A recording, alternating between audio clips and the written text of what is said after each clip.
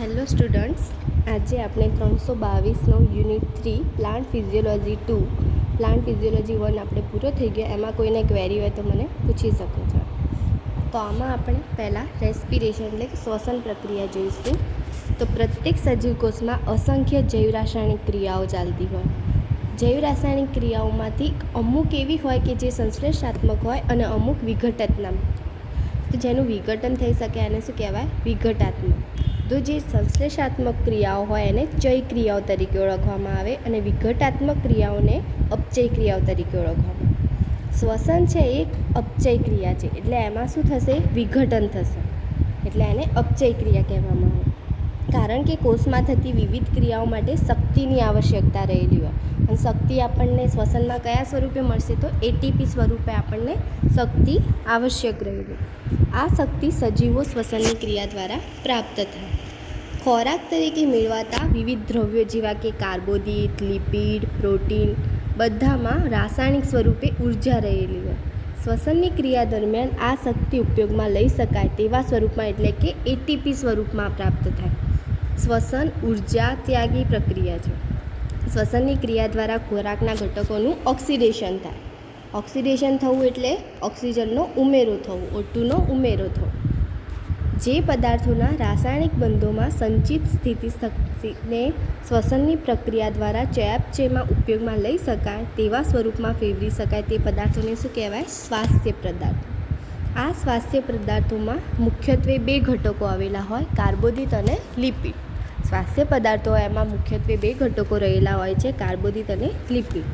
શ્વસનની પ્રક્રિયામાં ગ્લુકોઝમાં રહેલી સંચિત શક્તિ ઓક્સિડેશન વડે, ઓક્સિડેશન એટલે ઓક્સિજનનો ઉમેરો થવો, તો ગ્લુકોઝ એટલે C6H12O6, આ રીતે C6H12O6 ઓક્સિડેશન વડે એટલે O2નો ઉમેરો થશે અને ક્રમશઃ મુક્ત થશે. આ જે એનર્જી એટલે એટીપી સ્વરૂપે આ શું થશે? એનર્જી મુક્ત થશે, એટલે કે એડીપીમાંથી એટીપી બને. એડીપીમાંથી એટીપી બને એને શું કહેવાય? શ્વસનની ક્રિયા. બરાબર. શ્વસનના બે પ્રકાર છે, જારક શ્વસન અને અજારક શ્વસન. તો જારક શ્વસન કોને કહેવાય? તો જારક શ્વસનમાં ઓક્સિજન રહેલો હોય એટલે ઓક્સિજન ઉપયોગી હોય તેને જારક શ્વસન કહેવાય શોર્ટમાં, અને ઓક્સિજન ગેરહાજર હોય એને અજારક શ્વસન કહેવામાં આવે. તો જારક શ્વસન જોઈએ તો સ્વાસ્થ્ય પદાર્થોનું સંપૂર્ણ ઓક્સિડેશન થાય. ઓક્સિજનનો ઉપયોગ કેવો હોય? એમાં અનિવાર્ય હોય. પ્રક્રિયાને અંતે H2O અને CO2 શું થશે? મુક્ત થશે. એટલે C6H12O6 એટલે કે ગ્લુકોઝ, એમાં ઓક્સિડેશન જારક શ્વસનમાં ઓક્સિજનનો ઉમેરો થશે એટલે 6O2 ઉમેરાયા અને એમાંથી શું બનશે? 6CO2 અને 12H2Oના અણુ મુક્ત થશે અને એનર્જી કયા સ્વરૂપે મુક્ત થશે? એટીપીના સ્વરૂપમાં. તો પ્રક્રિયાને અંતે H2O અને CO2 મુક્ત થાય છે અને મોટા પ્રમાણમાં શક્તિ પ્રાપ્ત થાય છે. આ શક્તિ શેના સ્વરૂપમાં હશે? તો એટીપી સ્વરૂપે. ઉચ્ચ કક્ષાના સજીવોમાં જારક શ્વસન જોવા મળે છે. બરાબર. ઉચ્ચ કક્ષાના જે સજીવો હોય એમાં જારક શ્વસન જોવા મળે. અજારક શ્વસન તો ઓક્સિજનના સંપૂર્ણ અભાવમાં એટલે O2 હશે એ શું હશે? ગેરહાજર હશે. સ્વાસ્થ્ય દ્રવ્યનું અપૂર્ણ વિઘટન થાય. જ્યારે જારક શ્વસનમાં શું થશે? સ્વાસ્થ્ય પદાર્થોનું સંપૂર્ણ વિઘટન થશે, જ્યારે અજારક શ્વસનમાં સ્વાસ્થ્ય દ્રવ્યોનું અપૂર્ણ વિઘટન થાય. પ્રક્રિયાને અંતે કાર્બનિક દ્રવ્યો ઇથાઇલ આલ્કોહોલ વનસ્પતિમાં અને લેક્ટિક એસિડ પ્રાણીમાં સર્જાય. જ્યારે જારક શ્વસનમાં કેવું થતું હતું? તો H2O અને CO2 અને H2O મુક્ત થતા હતા અને આપણને શક્તિ મળતી હતી. આ અજારક શ્વસનમાં શું થશે? તો ગ્લુકોઝનો અણુ છૂટો પડીને વનસ્પતિ હશે તો એમાં ઇથાઇલ આલ્કોહોલ, આ જે CH3CH2OH છે શું છે? Ethyl alcohol. આ વનસ્પતિમાં દર્શાવેલું છે. તો વનસ્પતિમાં ઇથાઇલ આલ્કોહોલ સ્વરૂપે અને પ્રાણીઓમાં ગ્લુકોઝનો અણુ છૂટો પડીને લેક્ટિક એસિડ અથવા એસિટિક એસિડનું સર્જન થતું હોય છે. તો ગ્લુકોઝનો અણુ આમાં ઓક્સિજનનો ઉમેરો નથી થયો એટલે ઓક્સિજન તો છે ગેરહાજર. કેમ ઓક્સિજન ગેરહાજર છે? તો જારક શ્વસનમાં ઓક્સિજન હંમેશા ગેરહાજર હોય, અજારક શ્વસન. પછી અને આ નીચલી કક્ષાના સજીવો બેક્ટેરિયા, ફૂગમાં જોવા મળે, જેને ઉત્સેચન કે આથવણની ક્રિયા કહેવામાં આવે. જારક શ્વસનમાં કેટલા એટીપી રહેલા હોય તો 36 એટીપી અને અજારક શ્વસનમાં 2 એટીપી. ગ્લાયકોલિસિસ પ્રક્રિયા જારક અને અજારક બંને શ્વસનમાં જોવા મળે. આપણે હવે ગ્લાયકોલિસિસ જોઈશું. ગ્લાયકોલિસિસ તો એના નામ ઉપરથી જ છે. ગ્લાયકો એટલે ગ્લુકોઝ અને લિસિસ એટલે છૂટા પડવું. ગ્લાયકો એટલે ગ્લુકોઝ અને લિસિસ એટલે બ્રેકડાઉન એટલે છૂટું પડવું. ગ્લુકોઝનો અણુ તૂટે. ગ્લુકોઝના એક અણુનું તૂટીને 2 પાયરુવિક એસિડના અણુ બને તેને શું કહેવામાં આવે? ગ્લાયકોલિસિસ. એના નામ ઉપરથી જ ખબર પડી જાય. ગ્લાયકો એટલે ગ્લુકોઝ અને લિસિસ એટલે બ્રેકડાઉન એટલે કે છૂટું પડવું. તો ગ્લાયકોલિસિસ પ્રક્રિયા ક્યાં થાય? તો ગ્લાયકોલિસિસની પ્રક્રિયા કોષના કોષરસમાં જોવા મળતી હોય છે. એમાં જોવા મળશે કોષરસમાં. તો એમાં ગ્લુકોઝમાંથી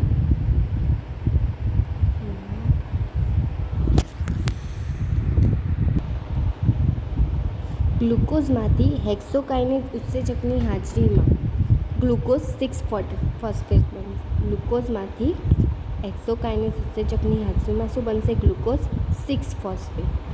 ગ્લુકોઝમાંથી ફોસ્ફેટનો શું થયો? ઉમેરો થયો. તો ઉમેરો થાય એટલે એટીપીમાંથી શું થશે? એડીપી બનશે. એટીપીમાંથી એડીપી બનશે એટલે એટીપીનો શું થશે? વપરાશ થશે. એટીપીનો શું થશે? વપરાશ થશે. બરાબર. પછી શું થશે? તો ગ્લુકોઝ 6 ફોસ્ફેટમાંથી ફોસ્ફોગ્લુકોઝ આઇસોમરેઝ ઉત્સેચકની હાજરીમાં ફ્રુક્ટોઝ 6 ફોસ્ફેટ બનશે. ગ્લુકોઝ 6 ફોસ્ફેટમાંથી આઇસોમરેઝ ઉત્સેચકની હાજરીમાં એકલો આઇસોમરેઝ લખો તો બી ચાલશે. ગ્લુકોઝ 6 ફોસ્ફેટ આઇસોમરેઝ ઉત્સેચકની હાજરીમાં શું બનાવશે? ફ્રુક્ટોઝ 6 ફોસ્ફેટ બનાવશે.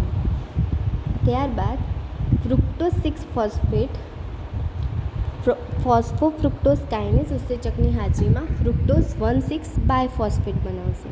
અહીંયા ફોસ્ફેટ અણુ બીજા ઉપર પણ જોવા મળશે. તો આ દરમિયાન શું થશે? એટીપી વપરાશે. ટોટલ અહીંયા ઉપર કેટલા એટીપી વપરાયા? 2 એટીપી વપરાયા. કઈ જગ્યાએ? તો ગ્લુકોઝમાંથી ગ્લુકોઝ 6 ફોસ્ફેટ બન્યું એ દરમિયાન અને ફ્રુક્ટોઝ 6 ફોસ્ફેટમાંથી ફ્રુક્ટોઝ 1,6 બાયફોસ્ફેટ બન્યું એ દરમિયાન. હવે શું થશે? તો ફ્રુક્ટોઝ 1,6 બાયફોસ્ફેટ કેટલા કાર્બનનું હશે? 6 કાર્બનનું બન્યું. હવે 3 કાર્બનના ભાગ પડશે આ રીતે. તો ફ્રુક્ટોઝ 1,6 બાયફોસ્ફેટમાંથી આલ્ડોલેઝ ઉત્સેચકની હાજરીમાં 3 કાર્બનના ભાગ પડશે. ગ્લિસરાલ્ડિહાઇડ 3 ફોસ્ફેટ અને ડાયહાઇડ્રોક્સી એસિટોન ફોસ્ફેટ. અહીંયા 1,6 બાયફોસ્ફેટ એટલે આ બંને એક ફોસ્ફેટવાળા 2 ભાગ પડી ગયા. એક ફોસ્ફેટ ગ્લિસરાલ્ડિહાઇડ લઈ ગયો અને એક ફોસ્ફેટ ડાયહાઇડ્રોક્સી એસિટોન લઈ ગયો. એ રીતે બાયફોસ્ફેટના ભાગ પડી ગયા.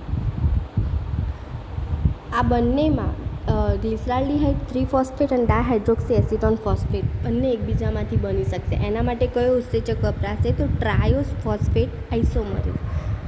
GLAPમાંથી DHAP પણ બની શકે અને DHAPમાંથી GLAP પણ બની શકે.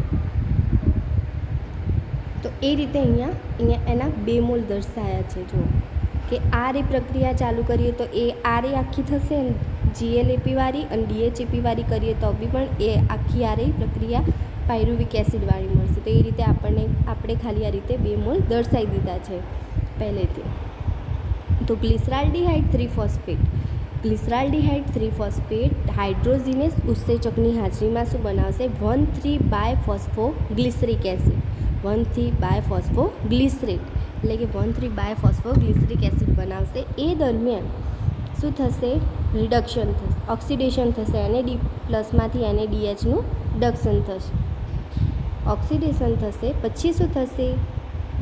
ગ્લિસરાલ્ડિહાઇડ 3 ફોસ્ફેટમાંથી 1,3 બાયફોસ્ફોગ્લિસરેટ બની ગયું. હવે 1,3 બાયફોસ્ફોગ્લિસરેટમાંથી 3 ફોસ્ફોગ્લિસરેટ બનશે. કયા ઉત્સેચકની હાજરીમાં? તો ફોસ્ફોગ્લિસરેટ કાઇનેઝ. 1,3 બાયફોસ્ફોગ્લિસરેટ ફોસ્ફોગ્લિસરેટ કાઇનેઝ ઉત્સેચકની મદદથી 3 ફોસ્ફોગ્લિસરેટ એટલે કે 3 ફોસ્ફોગ્લિસરિક એસિડ બનાવશે. એ દરમિયાન એડીપીમાંથી એટીપી બનશે. એટલે આમાં શું થયું? એટીપી ઉત્પન્ન થયો. આમાં એટીપીનો વપરાશ નહીં પણ એડીપીમાંથી એટીપી બન્યો એટલે કે 2 એટીપી ઉત્પન્ન થશે. ત્યારબાદ 3 ફોસ્ફોગ્લિસરેટમાંથી ફોસ્ફોગ્લિસરેટ મ્યુટેઝ ઉત્સેચકની હાજરીમાં 2 ફોસ્ફોગ્લિસરેટ બનશે. શું બનશે? 2 ફોસ્ફોગ્લિસરેટ. આમાં ખાલી ફોસ્ફેટ ગ્રુપનું સ્થાન બદલાશે. ત્રીજા કાર્બન ઉપરથી બીજા કાર્બન ઉપર આવી જશે. 3 ફોસ્ફોગ્લિસરેટમાંથી 2 ફોસ્ફોગ્લિસરેટ બનશે, એટલે ફોસ્ફેટનું ખાલી સ્થાન જ બદલાશે. એના માટે જરૂરી ઉત્સેચક આવશે ફોસ્ફોગ્લિસરેટ મ્યુટેઝ. ત્યારબાદ 2 ફોસ્ફોગ્લિસરેટમાંથી ઇનોલેઝ ઉત્સેચકની હાજરીમાં ફોસ્ફોઇનોલ પાયરુવેટ બનશે. ફોસ્ફોઇનોલ પાયરુવેટ. ત્યારબાદ ફોસ્ફોઇનોલ પાયરુવેટ કાઇનેઝ ઉત્સેચકની હાજરીમાં પાયરુવેટ એટલે કે પાયરુવિક એસિડ બનાવશે. એ દરમિયાન 2 ADPમાંથી 2 ATP બનશે, એટલે કે એટીપીનો શું થશે? એટીપી ઉત્પન્ન થશે. તો જુઓ,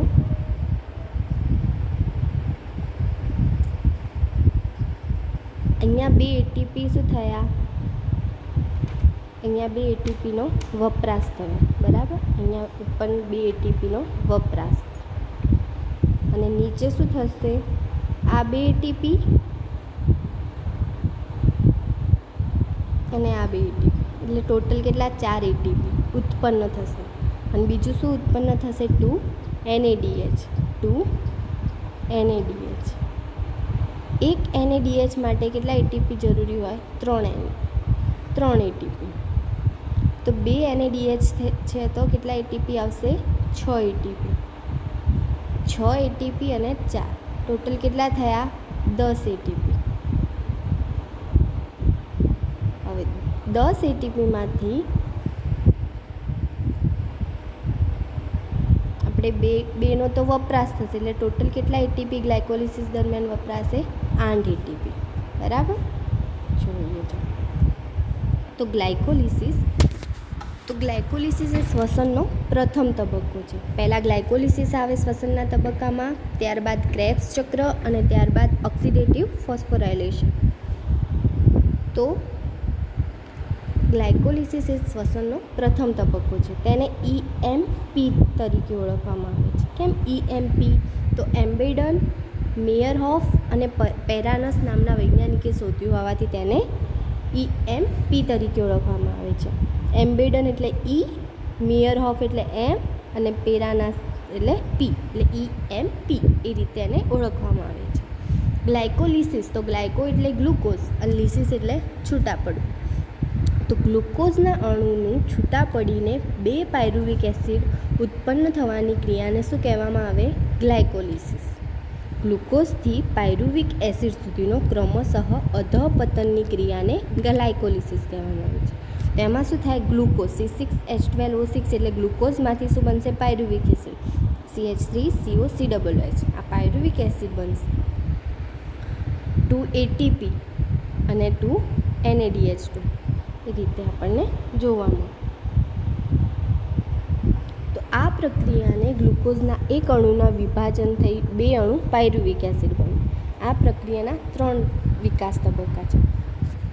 તો પહેલા વિકાસ તબક્કામાં શું થશે? ગ્લુકોઝના અણુમાં 2 ફોસ્ફેટના અણુ રચાતા તેનું ફોસ્ફરીકરણ થાય. એ તબક્કામાં શું થશે? 2 એટીપીની જરૂર પડશે, એટલે 2 એટીપી વપરાશે. ઉપરનું આપણે જોયું, ગ્લુકોઝમાંથી ગ્લુકોઝ 6 ફોસ્ફેટ બનતું હતું. એ દરમિયાન શું થતું હતું? 2 એટીપી વપરાતા હતા. ગ્લુકોઝમાંથી ગ્લુકોઝ 6 ફોસ્ફેટ બને ત્યારે 1 એટીપી વપરાય અને ફ્રુક્ટોઝ 6 ફોસ્ફેટમાંથી ફ્રુક્ટોઝ 1,6 બાયફોસ્ફેટ બને ત્યારે બીજો એટીપી વપરાય. એ રીતે શું થાય? એનું ફોસ્ફરીકરણ. તો 2 ફોસ્ફેટના અણુ આવે એટલે એનું ફોસ્ફરીકરણ થાય. આ તબક્કા માટે 2 એટીપીની જરૂર પડે. બીજા તબક્કામાં શું થશે? તો 6 કાર્બન ધરાવતા અણુ ફ્રુક્ટોઝ 1,6 બાયફોસ્ફેટ હતો. ફ્રુક્ટોઝ 1,6 બાયફોસ્ફેટ કેટલા કાર્બનનું બનેલું હોય? 6 કાર્બન. એમાંથી ભાગ પડતા હતા 3 કાર્બનના, 3 ફોસ્ફોગ્લિસરાલ્ડિહાઇડ અને ડાયહાઇડ્રોક્સી એસિટોન ફોસ્ફેટ. તો જો બીજા વિકાસ તબક્કામાં 6 કાર્બન ધરાવતા અણુ ફ્રુક્ટોઝ 1,6 બાયફોસ્ફેટનું વિભાજન થઈ 3 કાર્બન ધરાવતા 2 અણુ, એટલે 3 ફોસ્ફોગ્લિસરાલ્ડિહાઇડ અને ડાયહાઇડ્રોક્સી એસિટોન ફોસ્ફેટમાં થાય.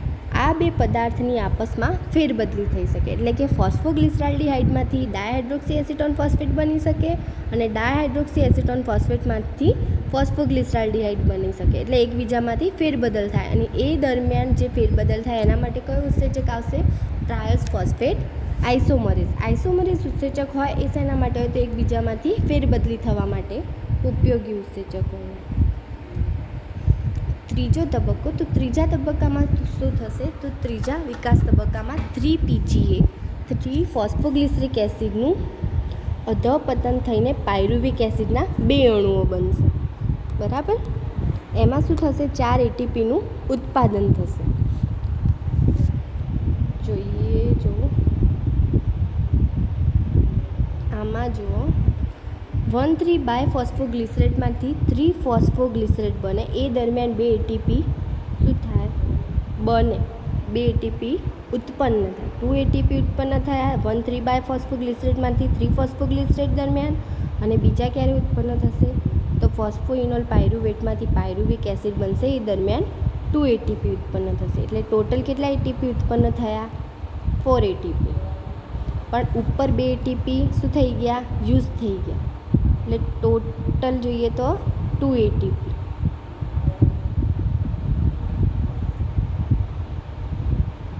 જો અહીંયા ઉત્સેચકોનું આપ્યું છે કે ક્યારે કયો ઉત્સેચક વપરાય. તો પહેલો આપણે હેક્સોકાઇનેઝ વાપર્યો. ગ્લુકોઝમાંથી ગ્લુકોઝ 6 ફોસ્ફેટ બને એ દરમિયાન આપણે હેક્સોકાઇનેઝ ઉત્સેચક વાપરીએ અને શું થશે? આમાં ATPમાંથી ADP બનશે. તો પહેલો ઉત્સેચક કયો આવશે? હેક્સોકાઇનેઝ. પછી ફોસ્ફોગ્લુકો આઇસોમરેઝ. તો એ શું થશે? ગ્લુકોઝ 6 ફોસ્ફેટમાંથી ફ્રુક્ટોઝ 6 ફોસ્ફેટ બનશે. એ દરમિયાન ફોસ્ફોગ્લુકો આઇસોમરેઝ. આઇસોમરેઝ શેના માટે હોય? આલ્ડોઝમાંથી કીટોઝ બનવા માટે અથવા કીટોઝમાંથી આલ્ડોઝ બનવા માટે, એ રીતે હોય. તો ફોસ્ફોફ્રુક્ટોકાઇનેઝ આવશે. પછી તો ફ્રુક્ટોઝ 6 ફોસ્ફેટમાંથી ફ્રુક્ટોઝ 1,6 બાયફોસ્ફેટ. ફોસ્ફોફ્રુક્ટોઝ કાઇનેઝમાં ફોસ્ફેટનો શું થશે? ઉમેરો થશે. એટલે ફ્રુક્ટોઝ 6 ફોસ્ફેટ તો છે, પણ બીજી જગ્યાએ પહેલા કાર્બન ઉપર પણ ફોસ્ફેટ ઉમેરાશે.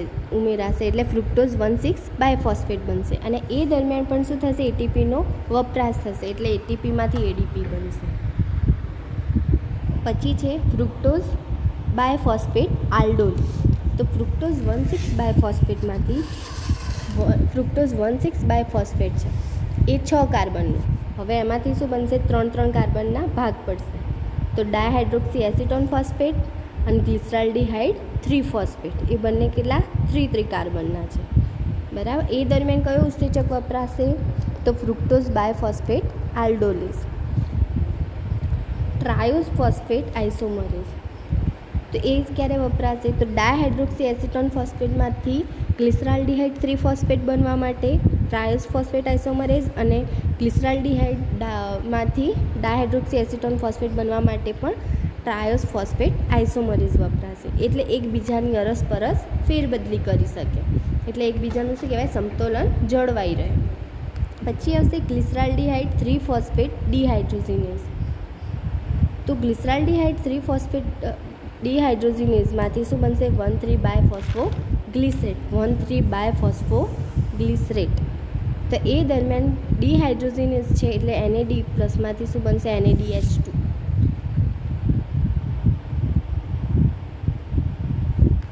પછી છે ફોસ્ફોગ્લિસરેટ કાઇનેઝ. તો 1,3 બાયફોસ્ફોગ્લિસરેટમાંથી 3 ફોસ્ફોગ્લિસરેટ બનશે. એ દરમિયાન ADPમાંથી ATP બનશે. એટલે કે ATP ઉત્પન્ન થશે. ATPનો એક અણુ ઉત્પન્ન થશે. ફોસ્ફોગ્લિસરેટ મ્યુટેઝ. તો 3 ફોસ્ફોગ્લિસરેટમાંથી 2 ફોસ્ફોગ્લિસરેટ બનશે. એ દરમિયાન ફોસ્ફોગ્લિસરેટ મ્યુટેઝ વપરાશે. પછી છે ઇનોલેઝ. તો ફોસ્ફોગ્લિસરેટમાંથી ફોસ્ફોઇનોલ પાયરુવેટ બનશે. એ દરમિયાન ઇનોલેઝ ઉત્સેચક વપરાશે. પાયરુવેટ કાઇનેઝ. તો ફોસ્ફોઇનોલ પાયરુવેટમાંથી પાયરુવિક એસિડ બનશે. એ દરમિયાન કયો વપરાશે? પાયરુવેટ કાઇનેઝ. અને એ દરમિયાન ADPમાંથી ATPનું નિર્માણ થશે. તો પાયરુવેટ કાઇનેઝ ઉત્સેચકની હાજરીમાં ફોસ્ફોઇનોલ પાયરુવેટનું પાયરુવેટમાં રૂપાંતર થાય.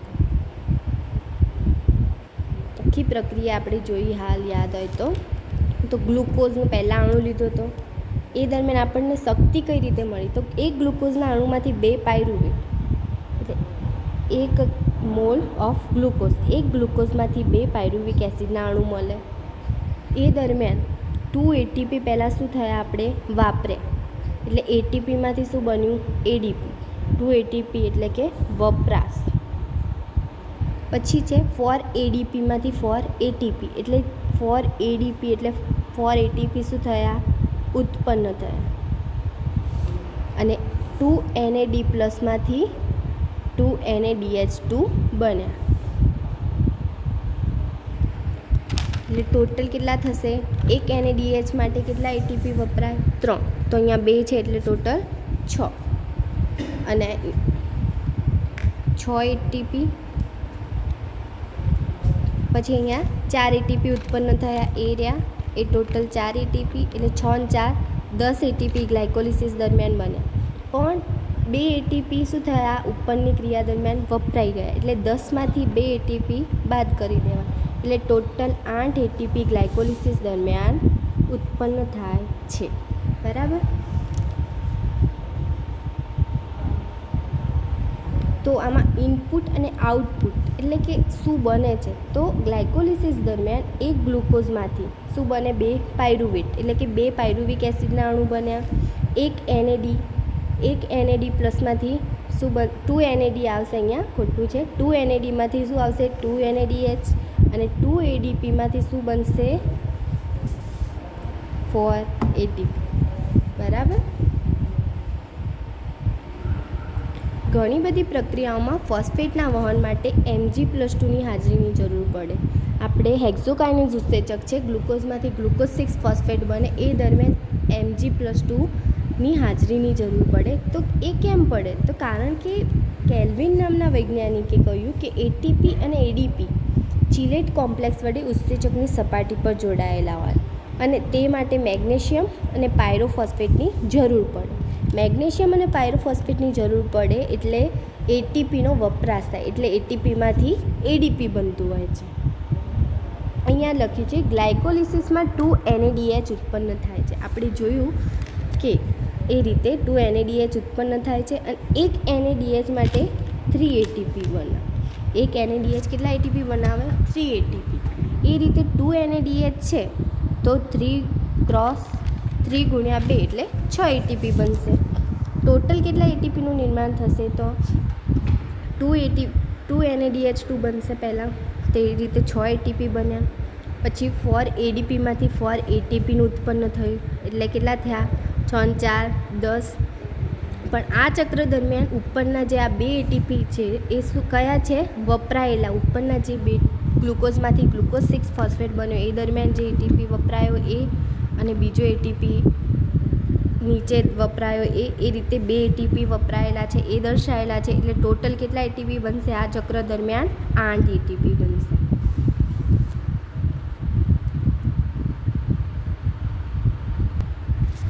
એકવાર ફરી ગ્લાયકોલિસિસ જોઈ લઈએ. તો ગ્લુકોઝમાંથી ગ્લુકોઝ 6 ફોસ્ફેટ બનશે, ત્યારબાદ ગ્લુકોઝ 6 ફોસ્ફેટમાંથી ફ્રુક્ટોઝ 6 ફોસ્ફેટ, ફ્રુક્ટોઝ 6 ફોસ્ફેટમાંથી ફ્રુક્ટોઝ 1,6 બાયફોસ્ફેટ. ફ્રુક્ટોઝ 1,6 બાયફોસ્ફેટ એ 6 કાર્બનનું બનેલું હશે, એટલે એમાંથી 2 વિભાજન પડશે, ગ્લિસરાલ્ડિહાઇડ 3 ફોસ્ફેટ અને ડાયહાઇડ્રોક્સી એસિટોન ફોસ્ફેટ. ત્યારબાદ એ બંને આઇસોમરેઝ ઉત્સેચકની હાજરીમાં એકબીજામાં રૂપાંતર થઈ શકશે, એટલે એ રીતે આ બંનેમાં 2 મોલ દર્શાવેલા છે. પછી ગ્લિસરાલ્ડિહાઇડ 3 ફોસ્ફેટમાંથી 1,3 બાયફોસ્ફોગ્લિસરેટ બનશે, 1,3 બાયફોસ્ફોગ્લિસરેટમાંથી 3 ફોસ્ફોગ્લિસરેટ બનશે, 3 ફોસ્ફોગ્લિસરેટમાંથી 2 ફોસ્ફોગ્લિસરેટ બનશે, 2 ફોસ્ફોગ્લિસરેટમાંથી ફોસ્ફોઇનોલ પાયરુવેટ બનશે, ફોસ્ફોઇનોલ પાયરુવેટમાંથી પાયરુવેટ એટલે કે પાયરુવિક એસિડના 2 અણુ આપણને મળશે. અહીંયા જો ગ્લુકોઝનો એક અણુ છે ઉપર, અને નીચે 2 પાયરુવેટ એટલે કે પાયરુવિક એસિડના 2 અણુ છે. હવે ATPની વાત કરી દઈએ તો ગ્લુકોઝમાંથી ગ્લુકોઝ 6 ફોસ્ફેટ બને એ દરમિયાન એક ATPનો શું થશે? વપરાશ થશે. અને ફ્રુક્ટોઝ 6 ફોસ્ફેટમાંથી ફ્રુક્ટોઝ 1,6 બાયફોસ્ફેટ બનશે, એટલે બીજા ATPનો વપરાશ થશે. ટોટલ અહીંયા કેટલા ATP ઉપર વપરાયા? 2 ATP વપરાયા. બરાબર? અને નીચે શું થશે? તો અહીંયા ગ્લિસરાલ્ડીહાઇડ 3 ફોસ્ફેટમાંથી 1,3 બાયફોસ્ફોગ્લિસરેટ બનશે. એ દરમિયાન NAD પ્લસનું ઓક્સિડેશન થશે અને NADH બનશે. 2 NADH બનશે અને 1,3 બાયફોસ્ફોગ્લિસરેટમાંથી 3 ફોસ્ફોગ્લિસરેટ બનશે. એમાંથી શું બનશે? 2 ATP ઉત્પન્ન થશે અને ફોસ્ફોઇનોલ પાયરુવેટમાંથી પાયરુવેટ બનશે. એ દરમિયાન પણ 2 ATP ઉત્પન્ન થશે. ટોટલ કેટલા ATP ઉત્પન્ન થયા? 4 ATP. 4 ATP અને 2 NADH. 2 NADH એટલે એક NADH 3 ATP ઉત્પન્ન કરે. તો 2 NADH એટલે કેટલા ATP ઉત્પન્ન કરશે? 6 ATP. ટોટલ કેટલા થયા? 6 ને 4 10 ATP ઉત્પન્ન થયા. આ તો આપણે નીચેની વાત કરી. હવે ઉપર જે ATP વપરાયા, 2 ATP વપરાયા ને ઉપર, એ 2 ATP શું કરી દેવાના? બાદ કરી દેવાના. બાદ કેમ કર્યા? કારણ કે વપરાયા છે એટલે. તો કેટલા ATP બનશે ગ્લાયકોલિસિસ દરમિયાન? ટોટલ 8 ATP બનશે. આજે ઉપર 2 ATP વપરાયા ને એ રહ્યા, બરાબર. એ રીતે ટોટલ કેટલા ATP બનશે? 8 ATP બનશે.